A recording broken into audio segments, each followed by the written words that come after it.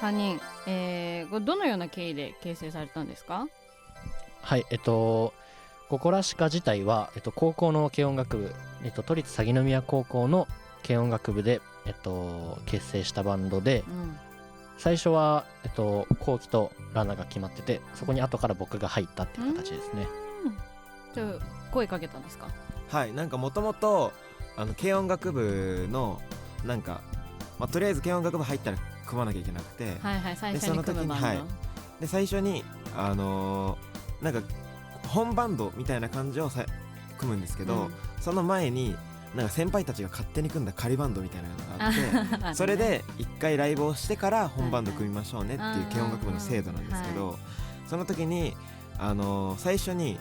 本バンドの発表、仮バンドの発表の前からここが2人が決まってて、コウキとラナが決まってて、慣れないでなんかそこでちょっとドラムを探してて、まだコタが余ってるってことだったんで余ってるから声かけたの？一応最初はそういう感じでしたね。そうなんだね。ココラシカっていうそのバンド名はどういう意味なんですか？割となんか最初聞いた時すごい耳にも残るし、なんかなんていうのかな、口で言いたくなるような名前だなってめっちゃ思ったんですけど。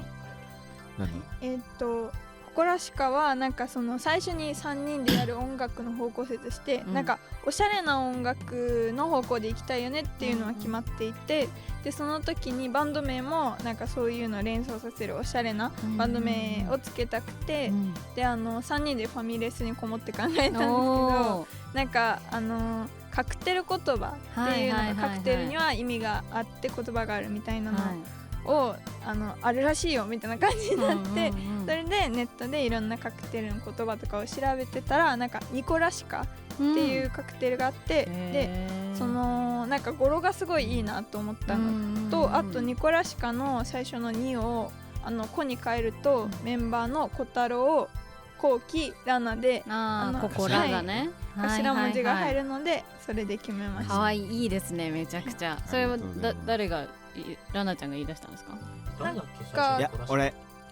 うよ私だよ。満面の笑みで俺ってでも私だよ。でも結局なんか最初その3人の頭文字でココラも案にあったんですよ。でカクテルの言葉とかいろいろ並べてる候補があって、これくっつけたらいいんじゃねみたいなのが最初なんか多分僕私です絶対私絶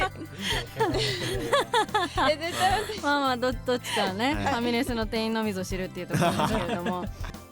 結成前から3人ともそれぞれ音楽活動してたんですか？一応なんかそれぞれやってはいたんですけど、まあでもなんか本当にそれぞれバラバラで、ジャンルもバラバラ、なんかもともとねコタに関してはギターをやってて、ドラムじゃなかったんですね。そうなんですよ、ドラムじゃなくて、なんか中学校2年生でギターにハマって、最初ギターよりウクレレだったんですけど、ウクレレからギターに移って、高校ではそのギターがやりたいっていうので入って、ギターが多くて、でいろんな楽器たらい回しにされて結局ドラムに行き着いたっていう経緯がありますかね。ギターが多すぎて余っちゃったっていうところもあったんでしょうね。そういうことですね。ラナさんは？私はなんかベースを小学校6年生の時に始めて、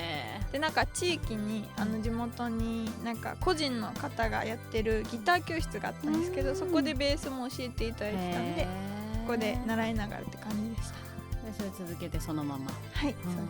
です。で、コウキさんは？僕はもうなんか家系が音楽家系みたいな感じなので、なんか割とちっちゃい頃から音楽には触れていて、でまあそうですね、もう作曲を結構やってて、習ってるみたいな感じでもあったんですけどっていうので、バンド組んでから本気でちゃんと音楽やり始めたっていう感じなんですけど。そうなんですね。皆さん同級生なんですよね、その同じ高校のね。それぞれその今だいたいそのウクレレだったとかベースだったとか、作曲も習ってたとか聞きましたけど、それぞれなんかルーツというかどこにあるんですか、皆さんの。じゃあコタからじゃあドラムの僕からコタからいきます。音楽的なルーツはその始めたきっかけみたいなところが、母親がフラダンスをやってて、でそのフラダンスのイベントに1回参加した時に、じゃんけんで勝った人がウクレレをもらえるっていうイベントがあって、はい、でもう完全に子供当時、その時はまだ小学校6年生とかだったんで、その時にもらって、で2年ぐらい封印してたやつをこじ開けて、中学2年生でウクレレを始めて、でそこから弦足んねえってなって、ウクレレが4弦しかなくてそうね、弦が足りねえってなって、ウクレレからギターに移行して、もっと音が欲しくなっちゃったのね。そうなんですよ、でサイズもでっかくなって、わ嬉しいって言って弾いてて、はい、で高校も絶対ギターやるんだと思ってたんで、そうですね、母親の影響がちょっとあるかなっていうのはありますね。家族の影響ですね、はい、そうラナさんは？はい、私も結構母親の影響があって、なんか母親は全然プレイヤーとかではなかったんですけど、すごい音楽が好きな人で、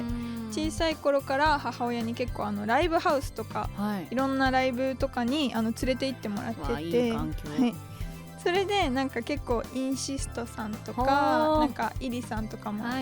いろんなアーティストさんのライブに連れて行っていただいて、そこから結構興味を持って、で小学校6年生の時にベースを始めたって感じです。すごい、そうなんですね。こうきさんは？僕はなんかもうさっきも言ったんですけど、親が音楽家系で、お母さんがバイオリニストでお父さんが作曲家みたいな感じなんですけど、ちっちゃい頃はまあお母さんにバイオリンをまあ反強制で習わせられてて、クラシック感じ。そうっすね。でもなんか本当にちっちゃいなんかキラキラ星とかそういう感じ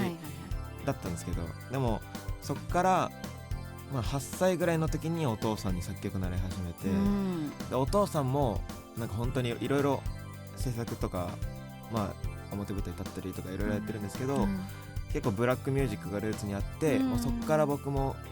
なんか自然にブラックミュージックになんか触れてたことが多くて、でそこからやっぱりバンド本気でやるっていうタイミング、なんか中学3年生の時にコロナが来て、それでちょっと時間がかなりできちゃって、本当受験勉強しろって話なんですけどちょっとなんかもうやる気にもなんなくて、そこで本当に音楽にどっぷり使ったっていうか、そこで藤井風に出会ってから本当にもうなんかポップスの中でもやっぱブラックミュージックな音楽を本当にいっぱい聴くようになりました。まあ曲を聴いてても感じます、それは。ありがとうございます。ラナさんと小田さんはそれぞれ影響を受けたアーティストさんはいらっしゃったりするんですか？私は結構ベースを始めたての頃はラッドウィンプスさんにすごいハマってて、でカバーとかもすごいラッドウィンプスさんのベースラインとかもかっこいいので、武田さんの、はい、それですごいカバーをやってたのが結構ベースを始めたての頃で、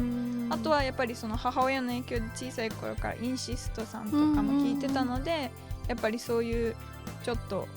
R&B とかヒップホップとかそういう要素がある音楽を結構好んで聴いてます。すごいですね。小田さんどうですか？はい、僕は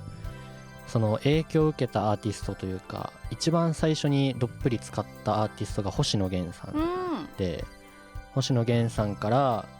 その最初ボカロに移行したりとか、いろんなところに手を出していって、最終的にまあ今落ち着いてるのがラッキーテープスさんだったりとか、